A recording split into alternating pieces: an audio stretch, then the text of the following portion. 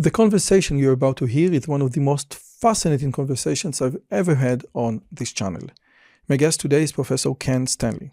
Professor Ken Stanley is an AI researcher who led the Openendedness team at OpenAI. What did we talk about? What Openendedness means, AI new video model, Sora, and what can we expect from GPT-5. We also discussed Ken's book, Why Greatness Cannot Be Planned, the Myth of the Objective. In this book, Ken basically argues for the objective paradox, which can be summarized into, as soon as you create an objective, you ruin your ability to reach it. We didn't only discuss the technical aspects of the book, we also discussed the philosophical implications of this great book. And now, without further ado, Professor Ken Stanley. Ken Stanley, thank you so much for coming. How are you today? Thank you for having me. Great to be here, and I'm doing very, very well.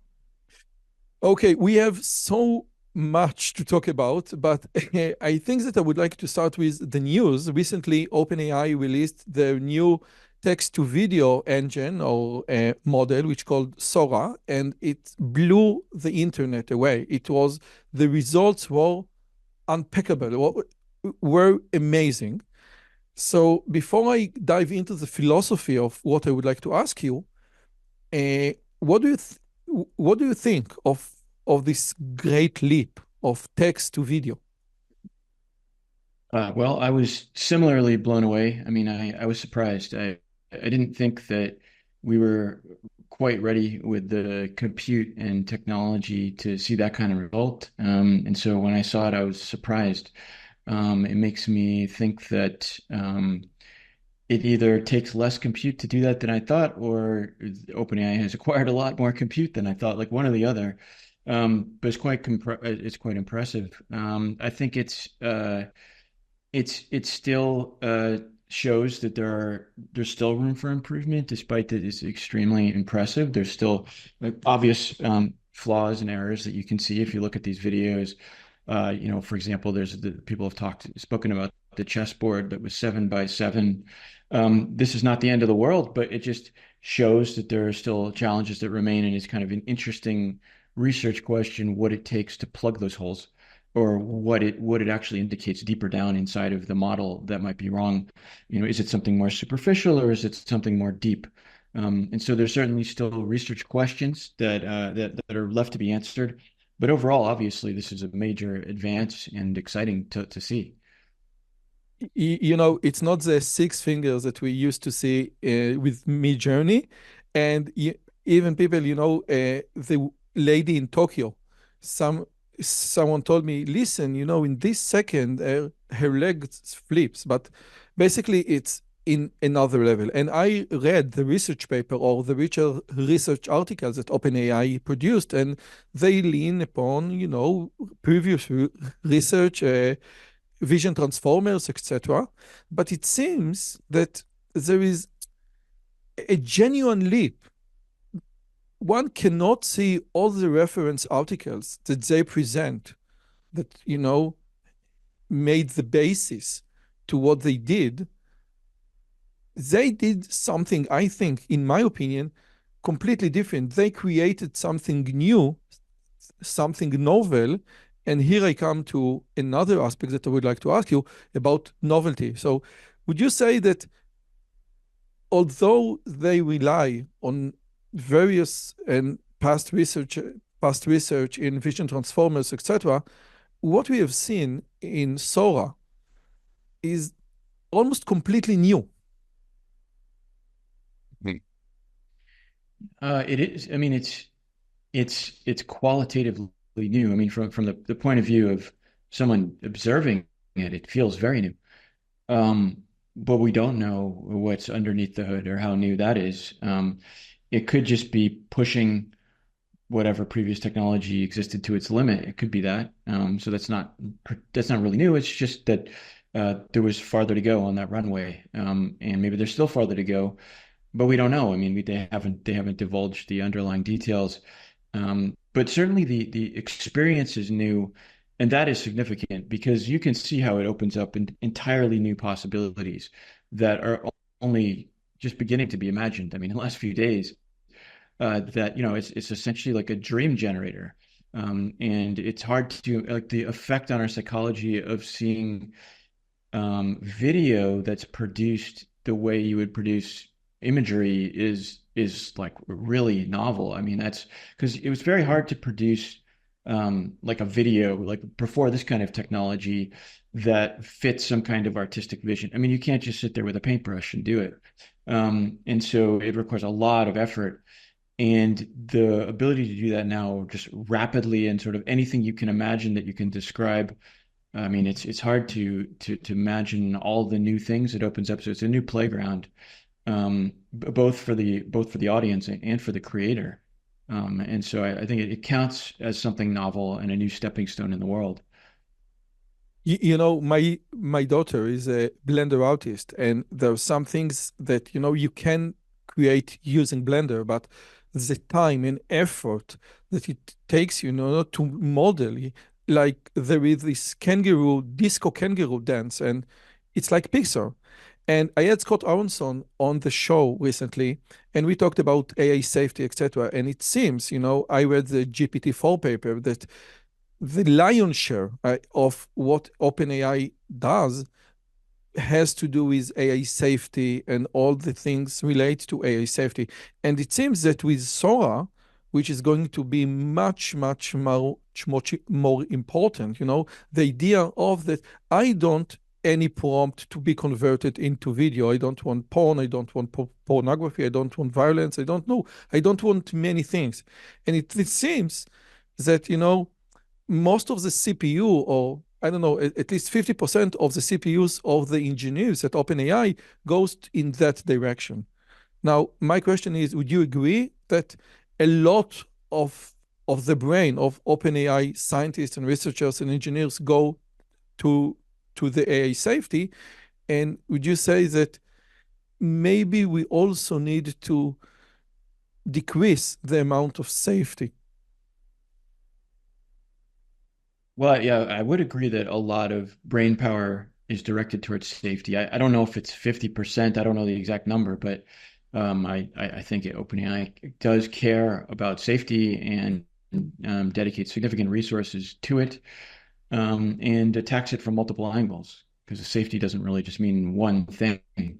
Now, at the same time, you're saying, are we putting in too much safety?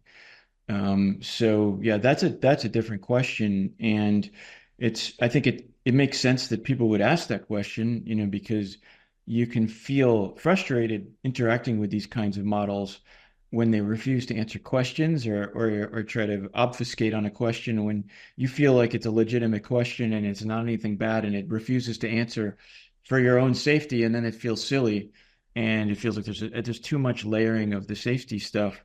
So in that sense, perhaps there's in that sense too much, but I think this is a very delicate balancing act. It's hard to really thread the needle, like the exact right balance, because as soon as we start to reduce the amount of constraint and let people explore further, have less safety, there'll be lots of complaints on the other side then of all the bad things that are coming out.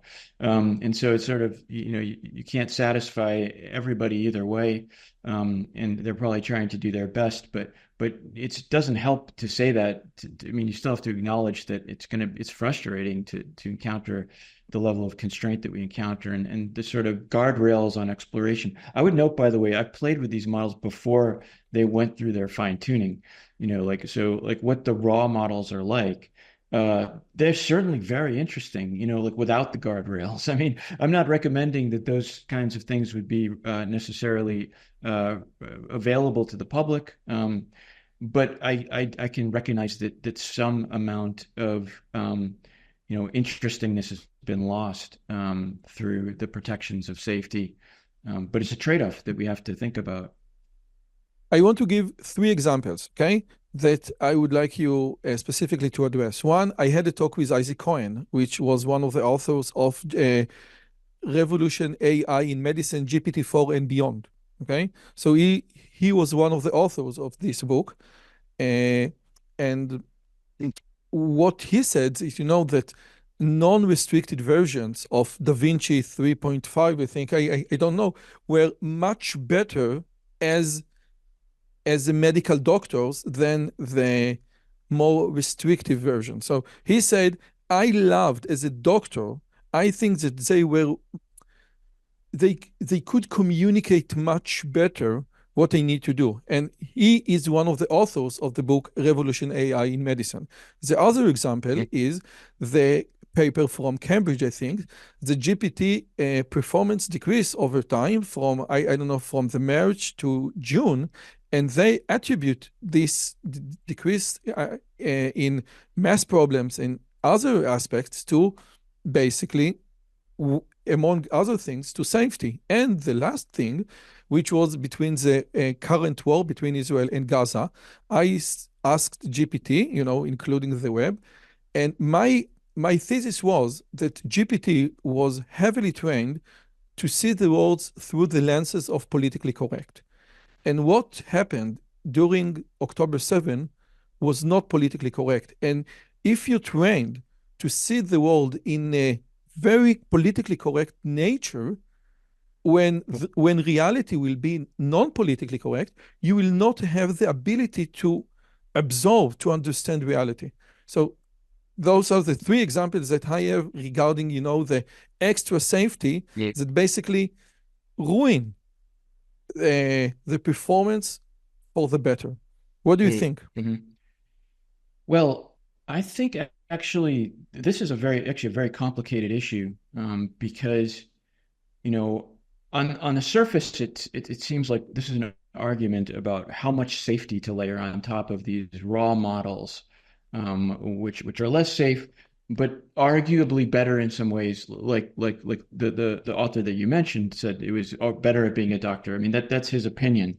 But I think that's actually not the actual fundamental issue that's actually instrumental here. But I would note that, like, I'm not sure it was really better. I mean, he says it's better. I take his word for it. He's a doctor and I'm not, so he knows more about it. But the thing is, the reason I'm not sure about it is because, those models are a model of a distribution. That's what they are. Like, they're not actually individuals, is the way, like, before they get fine-tuned, they're not individuals. They model the distribution of all human behavior. And so, that means that, like, if you query the model once, you're getting a sample of humanity basically in that single query, like what one type of person might say or something like that. You query it again, you're getting a different sample. It's somebody else. On average, it'll be the average person. If you're asking about medical stuff, probably on average, it'll be the average person talking about medical stuff, which might be a doctor. But the thing is, like, when you're modeling a population rather than an individual, of course, sometimes you're going to get outliers, sometimes. And sometimes you most of the time you won't, but sometimes you will. And outliers tend to be weird. And so even if on average it tends to be really good, once in a while it'll be crazy. And that's like what a raw model will be. A raw model is capturing a distribution. And so I don't think that's necessarily what, overall better. It's just different. It's just a different kind of experience. We would really like to have something that's neither one. Like the raw model is not a good, it's not the kind of thing I would want to be making medical decisions because of this distribution aspect of it. I would want it to be consistent, like 99.99% of the time, always a reliable doctor. Not once in a while it just goes crazy. But I also don't want it to be this overly safe, like, guardrail thing that's been basically lost all of its original sharpness and purpose. Like, that's also bad. So it's like neither end is really ideal. And I think what it illustrates is that the problem that we're really grappling with is that our training methods are not as targetable as, if that's a word. They're not amenable to targeting to the degree that we'd really like, because what we'd really like is to be able to just tell it what it needs to change about its behavior without having side effects and unintended consequences that have absolutely nothing to do with what you're saying. Because, like, it goes through all the safety fine-tuning. In theory, that should have nothing to do with its medical knowledge. It's like if I say, like, don't, please, like, show it, like, never say anything that could be construed as racist. Well, what does that have to do with diagnosing diseases? Like, it shouldn't have anything to do with it. But because we can't explicitly say things like that, that's not how training works. You don't explicitly tell it how to change. Yeah, sorry. Go But ahead. since this is what social engineering is all about. You can't just change one thing and this one thing change. Maybe social engineering is so complex that I change one thing and I have things that I didn't expect. And those systems are so complex and so complicated, and they have trillions of neurons. Maybe if you change one thing, you will see changes in places that you never expected. For example, you say, don't be racist, and this somehow, we don't know how, change its ability to solve math problems. Well, we don't. So you can, if you're in a chat with ChatGPT, you can literally say, "Don't be racist." But it's important to note that that doesn't actually change the underlying model itself. That's just restricted within that conversation itself. And so, as soon as that conversation's over, all of that information is lost, and it's back No, to I'm its talking baseline. about your training. I'm So, talking about your training. yeah, I'm talking about the understood. Yeah. open So, AI so training. Yeah, yeah, right. Understood. So I just want to make that clear for the audience. Yeah, Yeah, yeah. we're talking about the actual training of the model. So the training of the model, just to be clear, because the training model is not like that. You don't say things like "don't be racist." That's not like a training. That's not a part of the training procedure. You have to show it examples. Like it learns through examples. It learns through examples in the pre-training. It learns through a different kind of example in reinforcement learning. But what that means is inferring. It's making inferences from implicit signals. Like you can't explicitly tell it something like "don't be racist." You have to show it how not to be racist, and then it will infer what that means. Because it has to make inferences, there's a much more room for it to bleed into other aspects of its behavior. Because like if I just told a person don't be racist, it wouldn't cause them to be a worse medical doctor. I mean, a person can compartmentalize things easily within that, and then they could reorganize their particular way of modeling the world. A human wouldn't have as much of a struggle as one of these models, but the problem is we can't tell the model that explicitly. We can only show it implicit examples, and that just doesn't work as well. And so to me, what it highlights or surfaces about all of this stuff is that we ultimately would benefit from a much more sophisticated kind of training method where you can just be explicit. And then a lot of these things would no longer be stuff that we're talking about right now. It would get around these problems. Okay, but we don't have this yet. Now, with your permission, we'd like to move on to another thing. In OpenAI, you led the open-endedness, open-endedness, open-endedness. How do you say it? I'm sorry. Yes. Open-endedness. Open-endedness. I'm sorry. Never mind. And I think that this is a very important term with regards to your work. So in psychology, we have an open-ended question and we have a close-ended question. Huh? Would you like to go out with me on a date tonight? This is a close-ended question, and you can be either yes or no. But what do you think? About what? I don't know. It's an open-ended question. Therefore, it is much more interesting. And I think that the idea here is interesting. Open-ended question tend to be much more interesting, but they are vague. I can answer them in multiple way, and some of the ways is not what I expected in the beginning at all. So could you please take my open-ended 101 in psychology and transfer it to your research? Yeah. Okay. So there is a connection. This is like the term open-endedness, which is a mouthful. It refers to something broader than just the psychological point that you made, but that is related. The idea that you can ask an open-ended question. So basically, when we say you ask an open-ended question, what we mean is you don't necessarily know where it's going to go. You wouldn't be able to predict where I take that, and that's part of the fun of it. It's like we're going on a ride and we're going to go on an adventure. And open-ended systems have that quality, but they're about more than just responses to questions. They're really about entire systems that are creative and exploratory in the sense that let me give you a couple examples, actually, that'll help. So there are a couple of, let me start by saying this. So I've been interested in open-endedness my whole life because I've thought that open-endedness is like one of the most deep and fundamental aspects of human nature. Like I think humans tend to be very open-ended.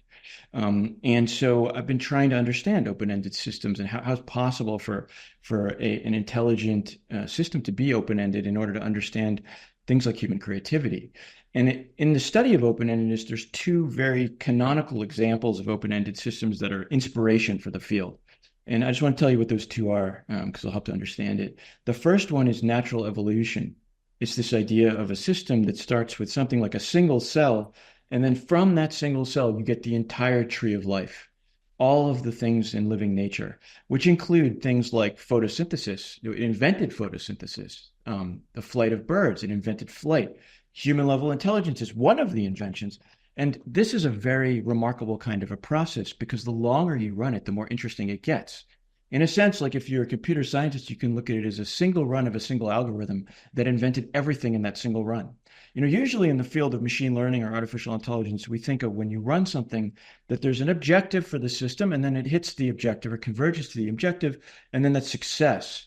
The open-ended systems don't have that property because there's no end. So natural evolution is remarkable because it continues forever. And so, I mean, it's not literally forever. It's only been somewhat more than 1 billion years, but that's pretty much close to forever as we're ever going to get. And what's amazing about it, it's still going after more than 1 billion years of running. And every generation is more interesting than the last in the sense that there's more things invented, more complexity in the system, and so forth and so on. And this is what we mean by open-ended is we don't know where it's going. Humans are not the final destination. We're just one stop on this endless voyage. And so that's an open-ended system. And the other canonical open-ended system is civilization. Civilization, which similarly goes from things like wheels and fire when we start to now things like space stations and computers, and also includes like all of the arts and the humanities and politics and everything else that's been invented by humans as well. It's not just technology. And so that is also a system that gets more interesting and more complex the longer it runs. The inventions are built from previous generations, just like in evolution. Of course, there's big differences. Like it's not like your car has a baby. But we see inventions from the prior generation, and then we build new ideas off of those old ideas and so forth. And so civilization also has this open-ended aspect. And what's remarkable when you think about evolution and civilization is that they're like an open-ended sandwich with us in the middle. Because think about it, human intelligence comes from evolution, but civilization comes from human intelligence. And so we're right in the middle of all that. And that is the thing that inspires artificial intelligence, our intelligence. And so it could be argued that to capture human intelligence, to actually get something at the human level, you've got to capture open-endedness, both in the sense that to get there, you might need open-endedness because evolution produces us, but also to really be like us, you have to be able to produce open-endedness to be an actual participant in civilization, which is fundamentally an open-ended process. And I just want to make one last point about it, which is that this is really the essence of our humanity, is our open-endedness. If I give you two 5-digit numbers and you could multiply them in your head, that would be very impressive. But no one would say, oh, the humanity of it. It's not really like a declaration of your humanity. It's just a technical algorithmic thing.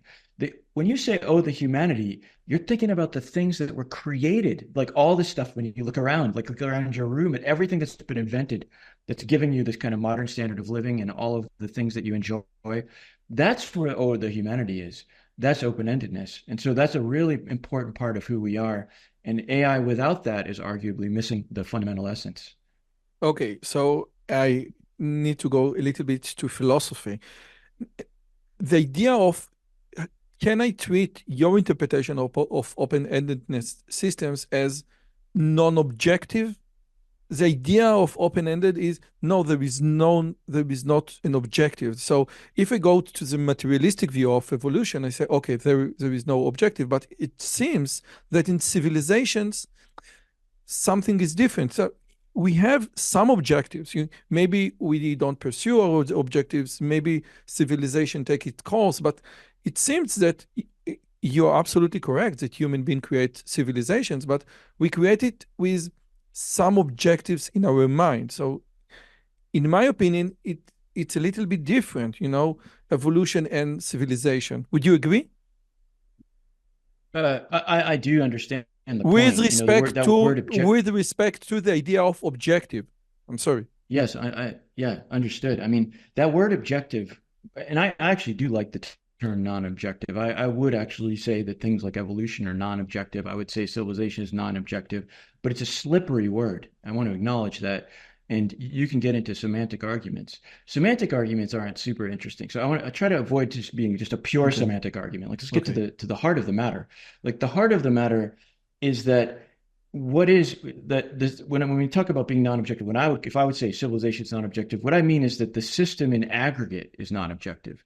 Individuals within the system might have objectives sometimes, or maybe even a lot of the time, but there's no aggregate objective for the entire system.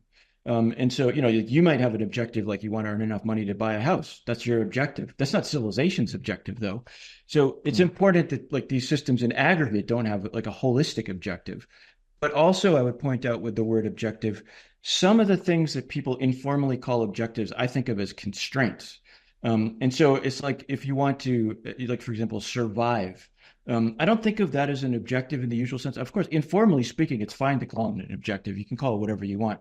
But like in a machine learning sense or something like that, I don't think of things like survive as objectives because they're not targets Mm. in a space of possibilities. Like an objective to me would be something like a refrigerator. Like you can make a refrigerator. Now we have one. You can't make survival. Survival is a constraint on everything you do. Like you can't do anything if you're not surviving. And so, like in the search for various things, which you'll find, which are objective things, survive is one of the constraints you have to satisfy, or you'll never find anything at all. And so often people kind of mix those two things up. Like from a machine learning point of view, I think it's an important distinction because I often think of this in terms of algorithms because I'm interested in making actual open-ended algorithms. Like in machine learning, usually you're pointing to place in a space of possibilities that you want the algorithm to go. That's like the typical objective function. You can't just point it to survival and say go survive because it's not like a specific single thing. Like there's a million different ways to survive.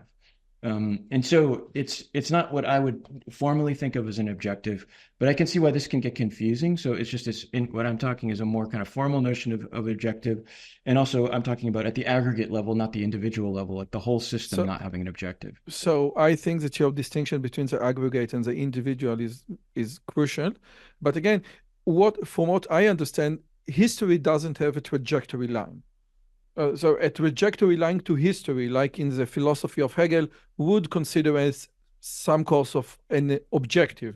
Okay, and we don't say that history has a trajectory line. And this leads me to the idea of genetic algorithms. So your PhD, in your PhD, you created the NEAT algorithm, which is basically a genetic algorithm, a very popular, very smart.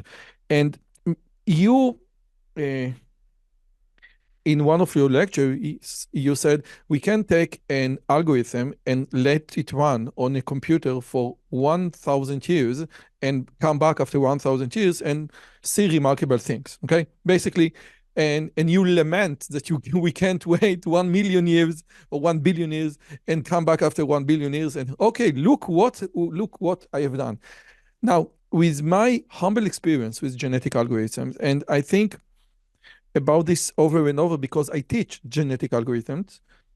The idea is the genetic algorithms, what enables them to work in the context of machine learning and computer science is the idea that we know that someone from the future takes the current algorithm and pull it to the correct destination because the loss function or the fit function as we call it in genetic algorithm basically say okay, you're not where you should be because I know what you should be or where you should be at. And we you can't explain genetic algorithms in the context of machine learning and computer science with local evolution because you need some fit function from the future that will take you to the desired place, which leads me again to the idea maybe this hand from the future basically is the objective thing. Well, genetic algorithms in computer science, maybe unfortunately, um, they they've led to some confusion, I think, in the interpretation of evolution because the conventional genetic algorithm is not like evolution in the natural world. I mean, like you mentioned, the fitness function, which is a kind of objective or loss function, is usually pointing to a place that we're hoping that you'll arrive in the future, a certain kind of behavior, which has been described in the fitness function. That is not the way that evolution in nature works. There's not an objective that's been explicitly formalized for the system where selection is basically all according to the objective. If that was the case in the natural world, that would be called breeding. So this really, it should be called genetic breeding because it's a breeding algorithm. It's like I want a faster horse, so I'll just select the faster, the faster children, and hopefully the next generation is faster than the previous. This is just breeding towards an objective. But actually, nature is not like that at all. There is no explicit objective.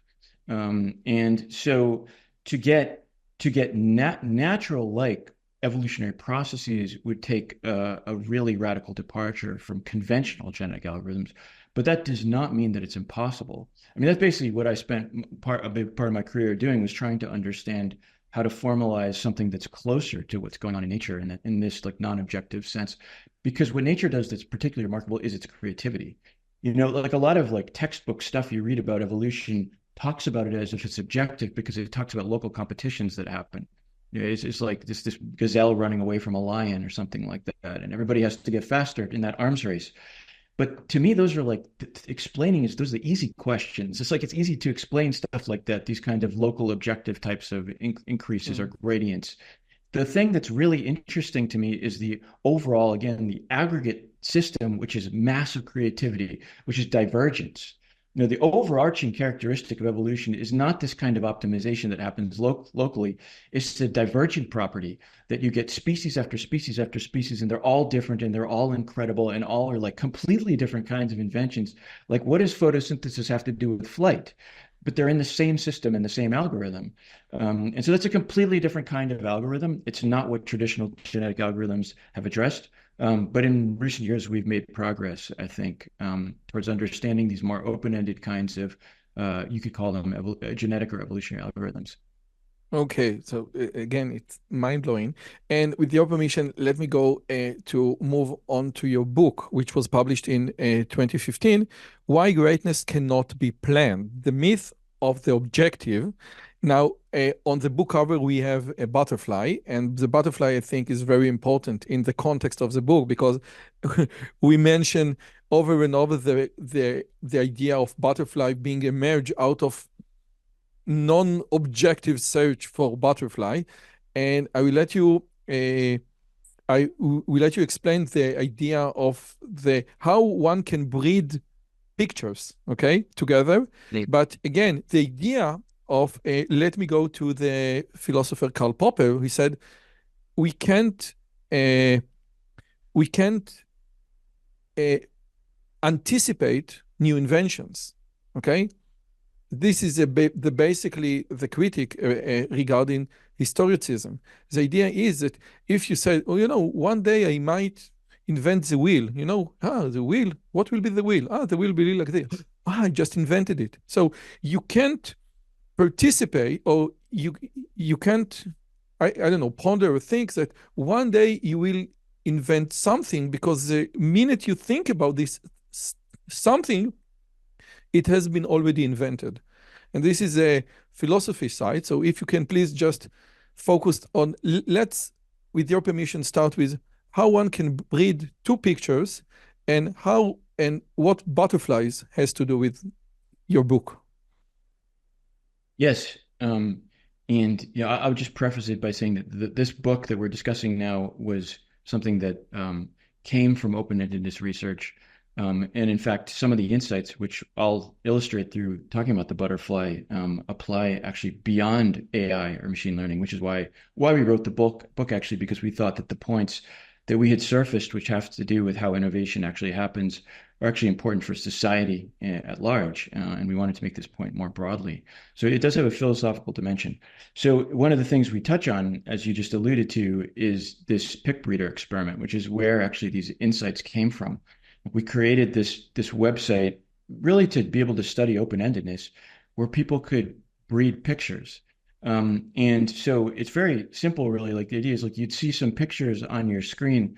Some of them might actually be from people who had bred them in the past. And so you're seeing basically what your predecessors had bred. But you would be allowed to then choose one that you like, and it would have children or offspring. And so you'd get like, baby pictures that came from that picture. And then from those, you could choose your favorite ones and they could have children and so forth. So in effect, you're like breeding pictures, what I call pick breeder, just the way you might breed horses or breed dogs or something like that. And so I still didn't this was, understand. I'm sorry. So oh, sorry. Yeah. when I breed two pictures, so I take this pixel over here and this pixel over here, and I take the average, Mm. basically Oh, what I'm I doing. see. I see. Yeah. To be a little more specific about it, don't worry about breeding two pictures, actually. So for a moment, just imagine completely asexual evolution. So it's just because we don't need to have two parents to have a child in this world because this is not the natural world. So just imagine an asexual world. So you can have a child, you don't need a mate. And so it's just a matter of mutation. And you just think intuitively, like if you had a child just on your own, it'd look kind of like you, but it'd be a little different because there's some mutation happens at every generation. And it's effectively what happens in the system in pick breeder. Actually, pick breeder does have a mechanism for mating that you can do within a generation, but it's not really important to the main point that most of it was asexual. Like most of it didn't So involve again, mating, and most people I'm sorry didn't to use it. interrupt because I want people to understand. I take a picture and it's I don't know, it's 250 by 250, okay? And by It, process of very uh, gentle mutation, I take some of the pixels and I alter them. I change the color. This is basically what I'm doing. well, it's like that, except I would add the clarification that um, there is actually an artificial DNA underneath the hood. So it's not like it just randomly chooses some pixels and changes their color. That's not what's happening. There's actually like something like a genetic encoding underneath. So in other words, like for example, if you have a child, it won't have 3 legs and like 13 arms. That just can't happen because it's not actually random. It's like constrained by DNA. And Okay. DNA has established certain conventions, and that process, which we call indirect encoding, how DNA actually more like encodes the phenotype of the body, is pretty complicated. And one of the underlying research topics behind PickBreeder was actually that we had invented an artificial encoding that has some of those properties. So like if you had an image of a butterfly, it's likely that the offspring would also be symmetric, for example, because the butterfly is generally supervened by like a symmetric convention. And so the mutations happen, but they're kind of sensible. You don't need to worry about it as a user to understand it. Users, it just makes sense. Like, you mutate something and the children look like it. But it's not just like random pixels being turned on and off or something like that. Okay, very good. Very good example. The idea of 13 legs. Okay, now I can Yeah, change alter breed and somehow I will get to a butterfly. And this is by itself amazing. But what you said is even more amazing. In the process of getting to the butterfly, the ancestors weren't even similar to butterfly. yeah, Not only that the objective of a butterfly wasn't even present there. And yes, this is yes. just something that it's so counterintuitive that you said, What again? What, how?" Yeah, that's the mind-blowing thing that came out of this experiment. This is not something we knew in advance. It was a surprise. But we discovered after hundreds or maybe a couple thousand people had been breeding pictures for some time, for months or even years, uh, when we looked back at all the things that had been discovered, and there was a lot of amazing discoveries. Like there was something looks like a skull, something looks like a car, something looks like a butterfly, and so on. All kinds of things that look like stuff in the real world. And you have to remember, this started from random blobs. So it's not at all obvious that through random mutation you're going to get all these like meaningful objects, but you did. And so we were looking at like, what were the steps that led people to make these discoveries? And we discovered just what you said, which is that it would have been impossible for them to make the discoveries if they had been their objective. In other words, you can't find things by looking for them. So that's like really profound and really counterintuitive, because like almost everything we do in life, in our society. Every institution that we have in our civilization pretty much sets objectives and tries to go towards them. Like that's the standard way to make progress, to create things. But what we saw in Pick Breeder was the exact opposite. You can never actually achieve anything that way. The only way you can achieve something is by not looking for it. And so that's really counterintuitive. And so people think when they hear that, how could that be? Why is that? Why would that be? And how do you know? Yeah, go ahead. Now, I want, with your permission, just to weigh in and say that this is a very old problem proposed by Plato, the idea, or Socrates. The idea is that how can I search for something if I don't know what I'm searching for? So if I know what I'm searching for, I already found it. But if I don't know, even if I did find it, I wouldn't recognize it. So the idea of that, how can you search for something that you don't know, is a very old problem in philosophy. But what you said, I Well, think it's a whole new level of it is truly amazing. So okay, so if objective is not the case, what should I strive to find? yeah, Novelty, yeah, yeah. creatively, Right. just fun? Yeah, What is the yeah, objective? yeah. So that's an important question that originates directly from what I just said. Is like, well, how do you actually find anything if you can't search for it? But to answer that question, it's important to understand why you can't search directly for something as an objective. The reason is because of what's called deception. It's because the stepping stones that lead to the thing that you're hoping to discover don't resemble it at all. So the things that lead to a butterfly don't look like a butterfly. The things that lead to the car don't look like a car. So if you were looking for a butterfly explicitly as an objective from the beginning, if you just started out with random blobs, you would not you would not choose the things you need to choose because they don't look like butterflies. You can only recognize the important stepping stones to a butterfly if you're not looking for a butterfly because they don't look like a butterfly. And so that leaves this paradox and this question that you asked, which is, well, then how does anybody find anything in a situation like that? And one and I just want to make it clear that you can find things in a situation like that. Like, that's what's so amazing about Pick Breeder, is that it's not like no one could find anything because it's crazy. It's actually people found hundreds of images that were really, really great.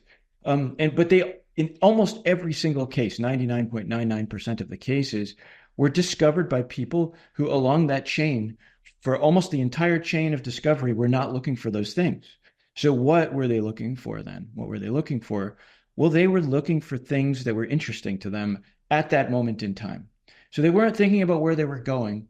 The way I would kind of frame it more is that they were thinking about where they had been. Because when you're thinking about what's interesting, you're comparing what's in front of you. You have this kind of menu of possibilities. Where can you go next in your life? In Pick Breeder, it's which image should I choose among this selection? And so you're facing this decision point. When you're making that decision, you're looking backwards at all the experience of your life and thinking within that context, what's actually interesting here that I'm looking at? It draws on all your experience in your life. And people recognize certain things as interesting, like, for example, symmetry.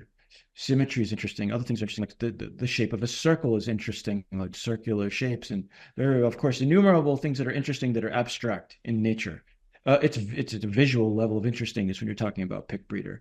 But that causes those types of discoveries to be locked in. So like if I found something like bilateral symmetry and I selected the image that was bilaterally symmetric, I've locked in the concept of bilateral symmetry in some sense. It's like the first discovery of bilateral symmetry in nature, which is like a flatworm, which is one of our ancestors actually many, many eons ago. That's like a fundamental discovery, but it has nothing to do with butterflies. I mean, you don't know what this is going to lead to because it's just a blob that has symmetry in it. And it was chosen for that reason, because that's just interesting, independently interesting in its own right. And so the decision making is related to an understanding of interestingness within the stepping stone. In other words, it's the idea that this opens up a playground. Like if I look at this thing, I think of it as there are so many interesting patterns that I might see if I go down this route, even though I don't know what they are. And what I'm interested in is the playground, not the destination. opening up a whole new playground.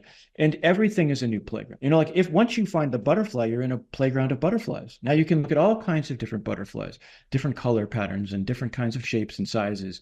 And so you're trying to find the best playgrounds to open up. And this is what good players do. Bad pick breeder players set an objective. And I'd say that's the majority of them because most people have been taught in our culture to think in terms of objectives. And so the majority of people who come into the site have a very bad experience and get frustrated because they can't get what they want. And then they see all these images there and they're like, how did this happen? Like there's all You these know, discoveries, but I can't do anything. uh, just a second. I have so much to ask you. It's like the mid journey prompt, you know? If you have an objective in mind, most of the time you will be very disappointed. But if you just want to play with the system, you will find amazing things. Now, I have two words. I think that the discovery of a butterfly from your description can be characterized as either a fluke or, in a better word, serendipity. The idea of accidental good discovery, but which leads, I think, you as a machine learning engineer usually are obsessed with efficiency, how to make the system more efficient and how to decrease the training time, etc., etc. You are this is what we do as machine learning scientists or engineers. And basically what you're telling me right now, don't go in the efficiency road. It's a bad road to go. We don't want the efficiency because if I want, you know, to make the process more efficient, I will not create something that is truly new and remarkable and creative. Would you agree? Yeah, I mean, I would basically agree with that. I mean, I might slightly change the wording to say that the thing really to avoid is optimization. Efficiency is sort of a byproduct of optimization. It's like we want to optimize efficiently. But the fundamental mistake is to focus every single thing we do on an optimization type of framework. It's like I know where I'm trying to go, and I'm going to optimize towards it. I mean, that's basically like the ubiquitous form of progress in our culture. And then, of course, we try to be efficient, and that's why we have metrics. So I agree that efficiency is like a big part of this. Like we invent metrics because we want to know if we're moving towards the objective. And if we're not moving efficiently enough, usually we would give up because, if it's like you're working at a company and your boss says, your manager says like, here's your objective and you show me your progress and it's not going fast enough, well, then the project's over. Like we have to do something else. Like it's a failure. That's efficiency, that's metrics, that's assessment, and that's all about objectives. And yeah, what I'm saying is that that's all a huge mistake if what we want to do is discover, innovate, and create. It's true that I should like at least put the caveat that, it's not always bad to have an objective. Like if your goals are modest, it can work. What I'm talking about are blue sky discovery types of things where there are many things that we don't know how to do at all. Those are bad to set as objectives because that will prevent you from achieving those things or discovering anything else because you're going to go straight down a deceptive path to a dead end and you'll ignore all the other stepping stones that are in the room that could have been actually useful paths to discovery, even if it might have been discovering something else.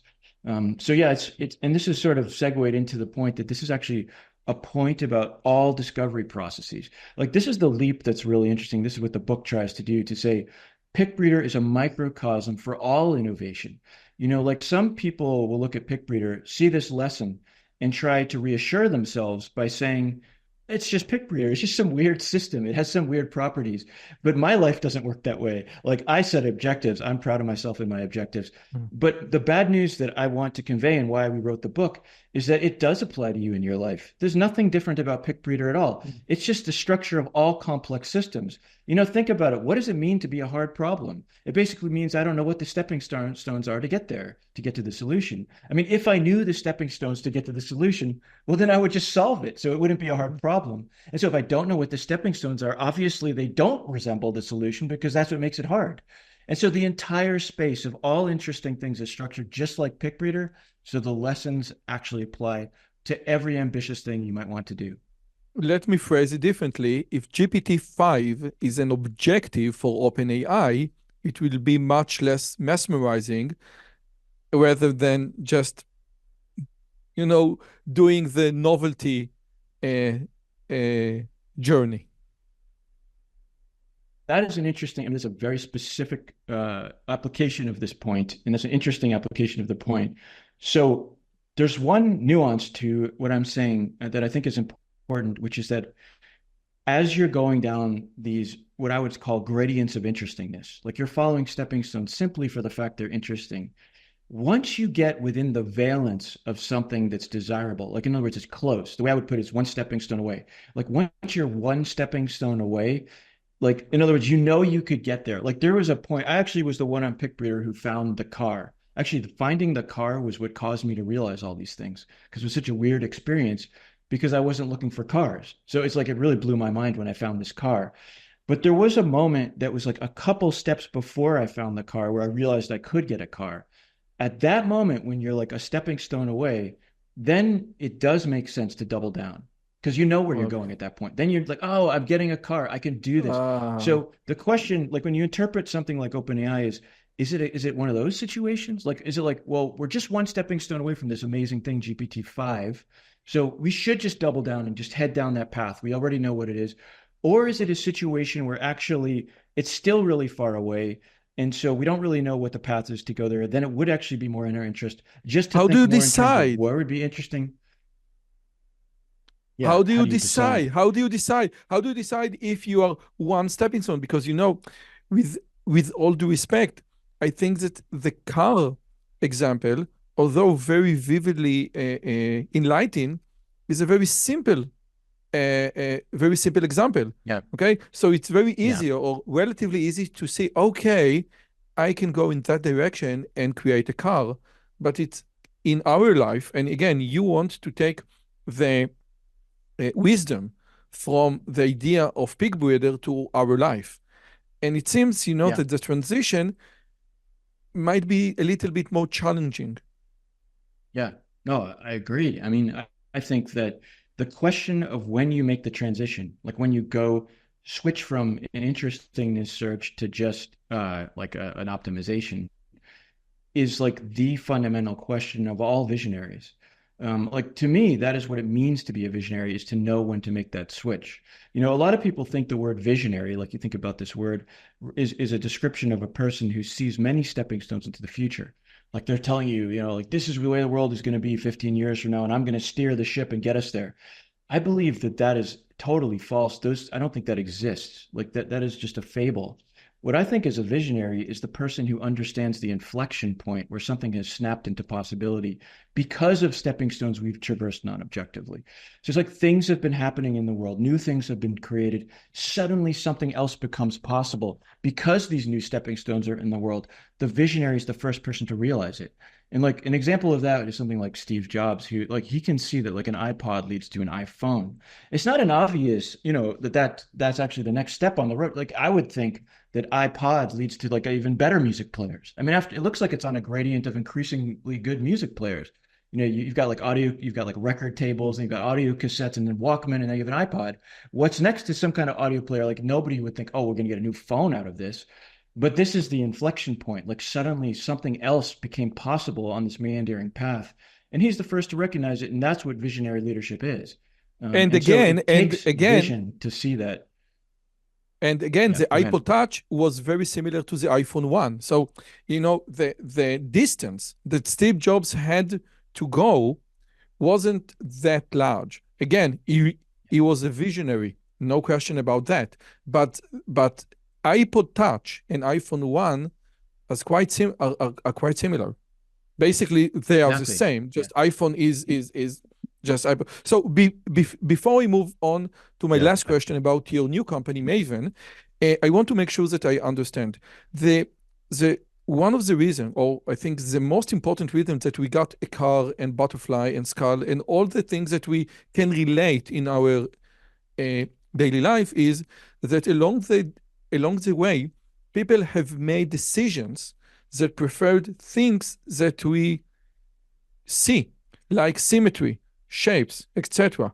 In other words, let's say that we play pig breeder uh, in an alien planet, we would maybe we'd end up with things that in that alien planet.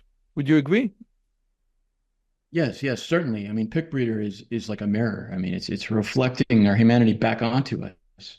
And you can really see that in, for example, that some users, like people were allowed to open accounts. And so you could store all the images that you bred in your account.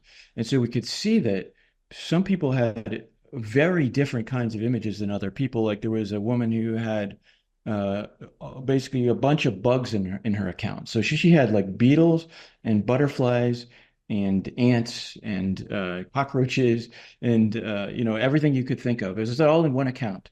And so she said to me, is there something in pick breeder, that's like designed to help produce bugs? Because I have all these bugs in my account. And it's the fascinating thing is that the answer is no. Like it's completely inside her. She doesn't even know that about herself. Oh. Because these are like implicit instincts that we have, and my account didn't have all these bugs. It's just something she's got instincts about the geometry and symmetries that like relate to bugs. And my account actually was full of faces. So apparently I like faces, I guess. That's something. So like yeah, it's Wow. just totally a reflection of the kinds of things that we resonate with. Wow, wow. It's the ultimate Rorschach test. Okay, let's move on to my last question. Nowadays you are the CEO of a company called Maven. Maven is an English word, comes from Yiddish. It's or Hebrew, the word Mevin, which means understand, and which is a very Sure. smart person. And maybe Maven will correct all the bad things with social media. So could you please tell me how did you get to the name Maven? And what Maven, I'm afraid to ask what is the objective of Maven because we Right, talked right. about objective being one, but Right, but right. I can't. Please tell me what is the objective of Maven. Okay, okay. So actually, thanks for that lesson on the origin. I didn't know that. That's very interesting. It's yeah. So it's in line actually with why we chose the name. We were actually thinking about it as there's a person, there's a kind of person. I call it an archetype of person that many of us know, who's like the kind of person you go to when you want someone to make connections for you. So, it's like I'm working on this project and you tell this person, and they say something like, "Oh, you should talk to that guy and you should talk to that woman and you should read this book and go to that website." And like, I know everybody you should talk to and this investor and that website. That kind of person, we were like, what is the name? What is the word for that? Because we wanted to name our site after that word. We wanted to name the service Maven after that word. And the closest word we could think of was a maven. There's not really a word for that, but we're like, that's sort of like a maven, like a person who connects you to all the right things. So we named it after that, which relates also to I guess the original Yiddish origin as well, which I didn't know. One of the Um, greatest magicians, American magicians, which died recently, called Max Maven. I don't know if you're familiar with the name, Max Maven. And again, he chose his well, no, name I didn't know by that. just Maven. Okay, so what is the objective? What do you try to do? Yeah, so the reason that there is this Maven service is goes back to the book, which goes back to Pick Breeder, and Pick Breeder was the inspiration for the book. And Pick Breeder also inspired a number of new algorithms that were based on these open-ended principles. They're like the novelty search algorithm is one. There's a whole set of algorithms called quality diversity algorithms that grew out of this. So a bunch of algorithmic insights grew out of it. And so what does that have to do with Maven, the service? Well, what it has to do with it is that this book caused me to live a parallel life. This is a really weird story because if you think about it, the book is more like social critique than about really AI. It does obviously it refers to AI research, but it uses it to motivate social critique because it's basically saying in our culture, in our society, and this applies worldwide, it's not just one country, basically worldwide, like we run everything through objectives. All our institutions are objectively driven. Like if you ask for money to do research, just as one of millions of examples, they want to know what your objective is. Like that makes absolutely no sense in light of the insights in the book. There's an objective paradox. That's what I like to call it. This paradox that actually setting an objective prevents you from reaching it. So why these research institutions running by setting objectives? But if you have a Did you research lab in a send your company, it book works to the the same way. NSF? Uh, no, but that was one place I still would love to discuss the book with. Yeah, totally agree. I don't need And objective, but just give me money. Yeah, well, I mean, the real argument is I should be able to just tell you why it's interesting without illustrating an objective. I mean, it's not that we can't discuss these things because that wouldn't be an acceptable proposition. I mean, you can't just say, just give me money because I'm me. But you should be able to motivate why your subject is interesting. In other words, how am I opening up a new playground where there's almost certainly going to be some kind of discovery, even though I can't tell you what it is yet? That's the kind of thing that I'm advocating for. And so this is not just about research. Like educational systems are completely objective.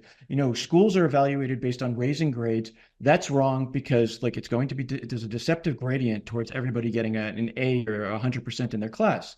Like you can't get all the students in the country to get a 100% simply by raising grades on a linear gradient that just goes up. And so like it applies to the government and how it evaluates and runs things. It applies to educational, it applies to professional worlds where everything is objectively driven. Even your personal life, it applies to. Like, I mean, when you go to a dating service, they want to know your objective. Like, it basically you have to write in, like, I like blonde hair. I want somebody with this level of education, blah, blah, blah. How do you even know what's going to make you happy? It's the same objective paradox. Again, it's just it appears over and over and over again. It's always deceptive. Like, you follow that gradient or you want to make a lot of money. Is your goal to make $1 billion? Well, guess what? Like, getting a job that makes more money won't help you. It may look like you're going up, but it won't get you to $1 billion because that is just too ambitious and it's too deceptive. And so like everything is like this. And I felt that this issue needs to be communicated and discussed like society wide because nobody cares at all about this. Like there's no discussion. It's not like there's an anti-objective movement on the streets with protesters. Nobody even cares. So I just thought like this, I just have to do something. And with my co-author, Joe Lehman, we decided we should write this book. And so after we wrote the book, the interesting thing that happened to me is that this is what most people don't know. I became the focal point for this issue. And that what the issue really boils down to is serendipity. Like most people in our society, which is basically the whole world, feel as if they do not have enough sufficient opportunity to explore serendipitously in their lives. This means in the professional context, educational context, personal context, it's like you can't get permission to do things you really want to do. It's like, I think this would be so interesting, but they'll never let me do this. They'll never let me do this work. They'll never give me funding to do this in my research career. Like it does, whatever the context is, people feel restricted and straitjacketed all over the place. And I know this in a way that no one else knows because I became the focal point for people complaining about this because of the book. People would come to me because of the book and tell me about this at a personal level. And I spoke to people from all walks of life. I talked to artists, medical doctors, retirement planners, military planners, high school students. I just talked to everybody about this. People who run huge billion-dollar labs, and I learned, that this is a huge issue. After years and years of hearing people talk and talking to people about this, and it's really weird because I'm an AI researcher.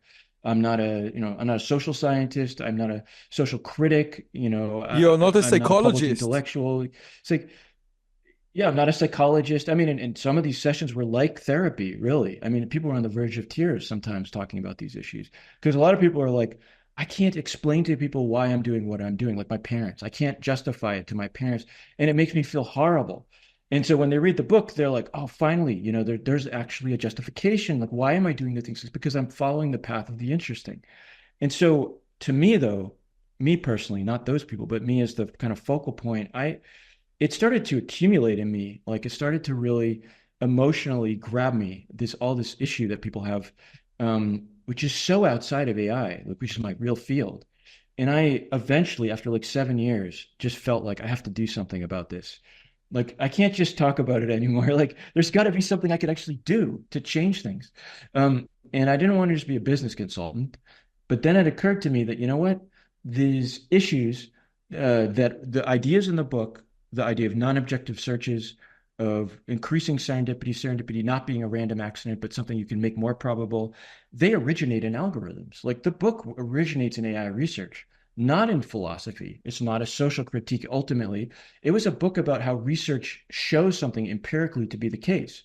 And so that made me think that I should be able to build a system that works the way that open-ended algorithms work, because that's what I spent my whole life thinking about, is open-ended algorithms, but where I could put people inside of that, and then it would work the way things should work.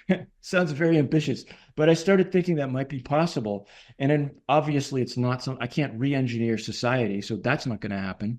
But then the next option is, but on the internet, you can engineer things. Like you can make a network that works however you want. And so I thought, oh, you could have a serendipity network. It's actually possible, like to put people inside this context that works the way that open-ended algorithms work and makes the world more serendipitous.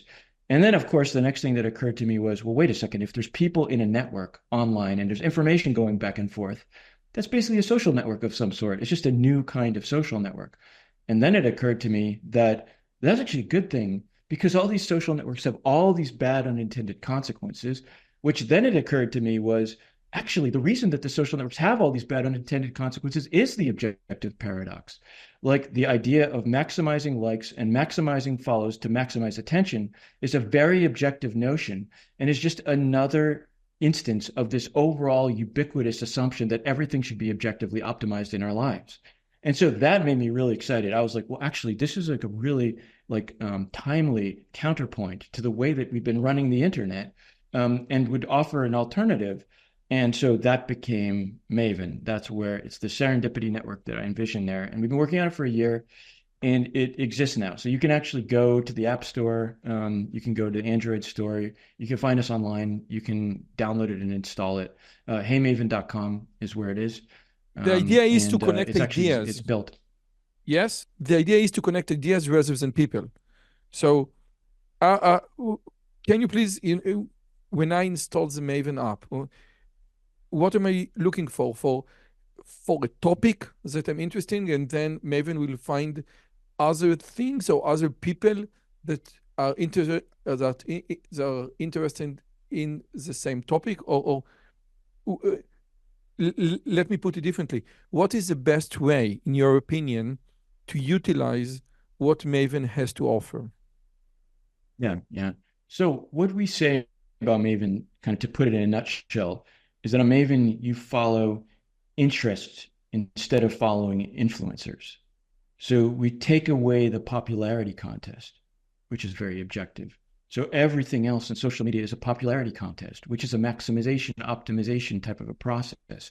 We completely took that away. So here you just follow pure curiosity. So you tell it what your interests are, and we'll automatically then start to expose things to you that are correlated to your interests. That's what you'll see in your feed. If you submit content to Maven, so if you're actually one of the producers rather than just the consumers, if you submit something into the system, it will figure out the interests that would be associated with it automatically. So it's not like you're going to like a forum like Reddit or something and just like you have to go to the right subreddit and you share it with the right people. On Maven, it just figures out who should see it. And that's interesting because it's cross-pollinating, because it's basically saying, oh, this might be interesting to people who are interested in architecture, but it also might be interesting to people who are interested in Israel or something like that. It could be interesting to two groups at once, like architecture in Israel. So And it'll go to here both comes the groups. You don't have to serendipity. worry about it. And here comes the serendipity. Yeah, because you're going to be meeting people who aren't just the popular people of the day, who aren't just like the worldwide consensus of the piece of media that's like most sensational for the day. You know, there's a lot of convergence in social media because it's so objective. Like the people who have the most followers dominate the conversation every single day. Of course, those people are interesting. Most of them are interesting. But the thing is that it gets redundant and it causes us to miss out on 99.9% of humanity who actually also sometimes have interesting thoughts in their head. And so this will actually expose you to all of that churning humanity, which is underneath the 0.1% who have 100,000 followers, and their ideas and their thoughts, and allow you to actually get interaction. Because like with people who are at that high level, you generally can't have a real conversation with them anyway, even though they dominate the conversation. And so you get real interaction, real connections between people based on ideas. Now, I have seen the movie The Social Dilemma or The Social Network, and I know why it's bad, but I also understand what is the business model. What is your business model? If it's not about maximizing time and maximizing attention, etc., and maximizing like and clicks and etc. Yeah, yeah. We'll have to acknowledge that we're taking a risk because we got rid of the main mechanisms that people have been using to get people addicted to make the money that they make. I mean, obviously, it's the likes and the follows that are keeping everybody around. And we've just actually gotten rid of them. So this is pretty radical.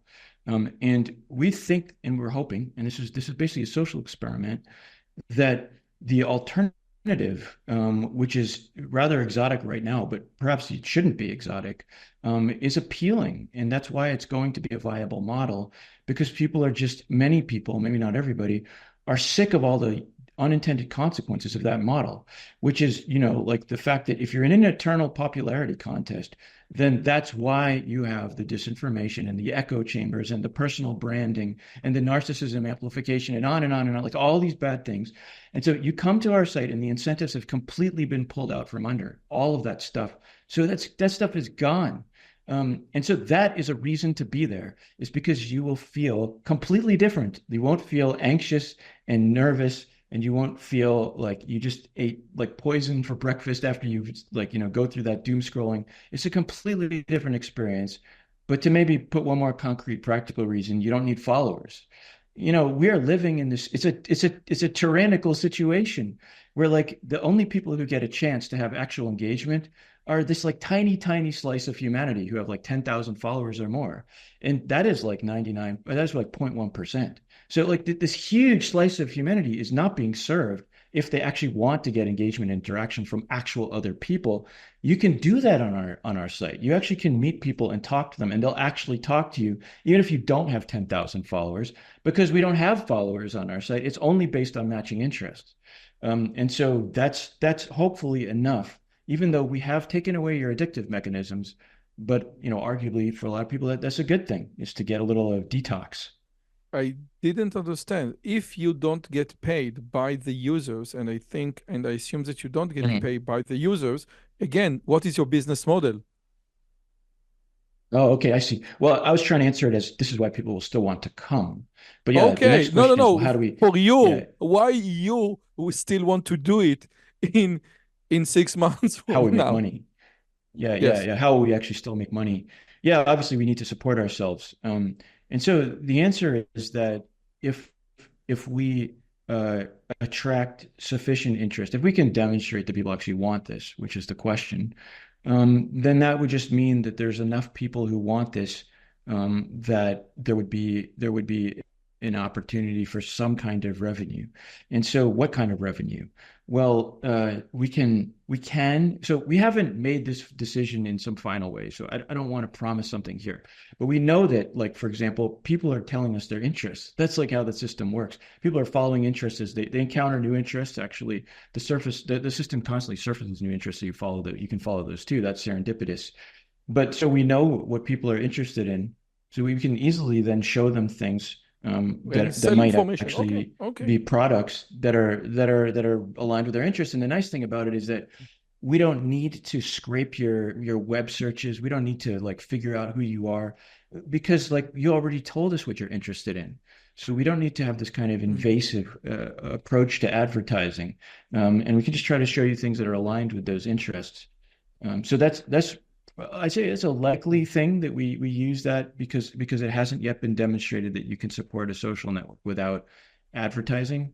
Um, but there are other possibilities too. I mean, there are also subscription models, and there are also like the possibility of having other types of services associated with the system that supports the system, while the system itself wouldn't be advertising based. So we haven't made a final decision on this, but with sufficient interest, I think there'll be lots of options and opportunities.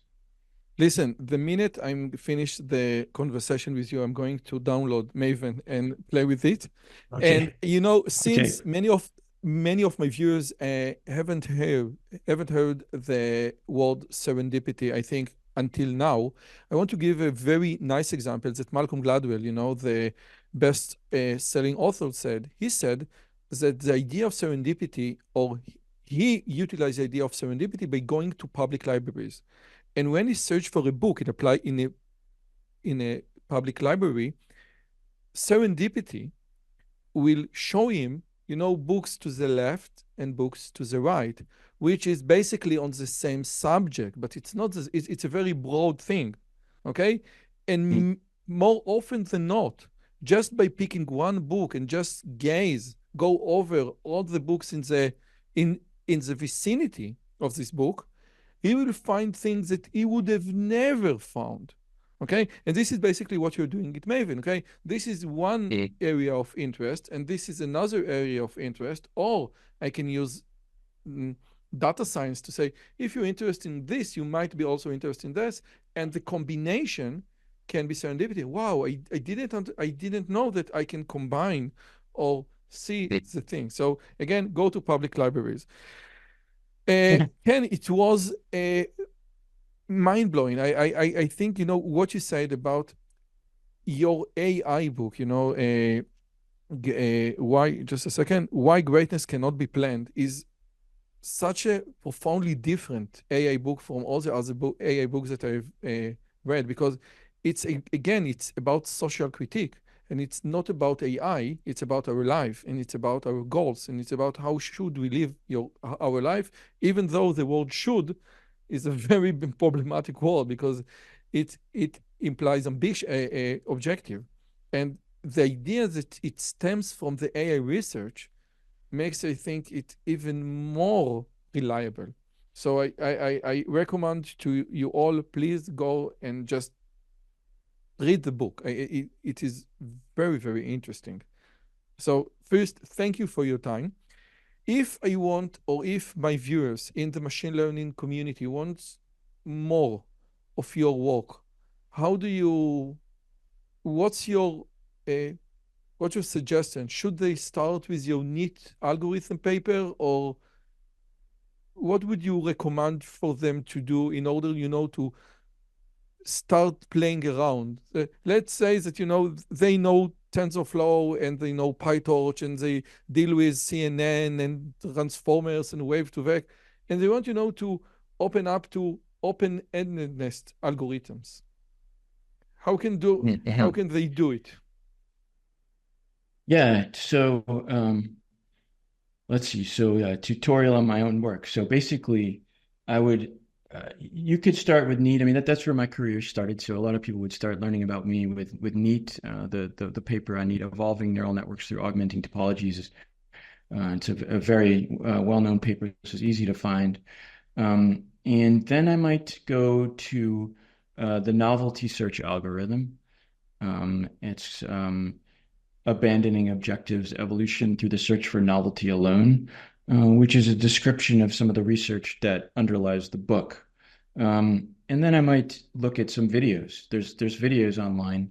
I gave a talk at TTI Vanguard about why greatness cannot be planned, which is probably the most popular talk online. You can find that one, or you can find where I did an interview on a machine learning street talk show, which is also about the book, which is also like has a lot of views. So those are like quick ways to learn about the stuff I did, and maybe to jump forward in time to more recent things that you probably want to look at the POET algorithm, POET, paired open-ended trailblazer. This is more recent work that builds on all that stuff. It's more kind of aligned with modern machine learning stuff. And maybe even the most recent thing was evolution through large models, which was done at OpenAI. It's the last publication I did at OpenAI, and the only publication I did at OpenAI actually, but summarizes a lot of work there, and sort of brings some of these ideas, including these open-ended ideas, into the world of large models and language models, for example. So again, even if your job, even if your research deals with LLM and fine-tuning LLM, like I don't know, LangChain or whatever, you can still use some of Ken's idea into your work. So this is basically what you did at OpenAI. You use those ideas in the context of LLM. Yeah, for sure. That's a good point. I just want to highlight that because, yeah, I mean, some people might be like, "Oh, evolution. What does this have to do with anything I do?" I do models, but the thing is actually that the concepts that were discovered in the context of evolutionary types of algorithms apply much more broadly. Like when we talk about non-objective searches, it doesn't have to be evolutionary. When we talk about open-ended systems, they don't have to be evolutionary. And so, this is something that OpenAI recognized, and partly why they had me lead the open-endedness team at OpenAI. is that like these concepts, these open-endedness concepts, some of the fields that emerged, subfields that emerged from open-endedness, are very relevant to what we want these models to be able to do, which is ultimately we want these models themselves to be open-ended. Like we want like a GPT that would actually have interesting ideas and follow down rabbit holes of interestingness, which I would say currently they don't do. And so they're certainly relevant to the present day and not just of historical interest. Okay, so you have a lot of homework to do, guys. Thank you so much, Ken Stanley, for what you contributed to humanity. It's much more important, profound, and relevant than multiplying two 5-digit numbers on your head. Thank you so Thank much. you. Thank you. It's been a pleasure. That was great.